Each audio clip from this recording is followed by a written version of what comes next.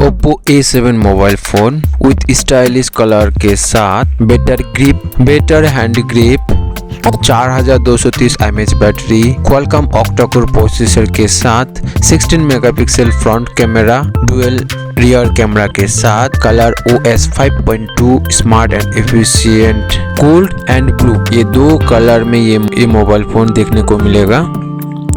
इसका वजन होगा 168 ग्राम, ऑपरेटिंग सिस्टम होगा एंड्रॉइड 8.1 का, बैटरी कैपेसिटी होगा 4230 mAh का, रैम होगा 3 GB रैम के साथ 32 GB इंटरनल स्टोरेज और 4 GB रैम के साथ 32 GB इंटरनल स्टोरेज, और डिस्प्ले 6.2 इंचेस के साथ, रियर कैमरा 13 मेगापिक्सल के साथ 2 मेगापिक्सल और फ्रंट कैमरा होगा 16 megapixel with flash LED light.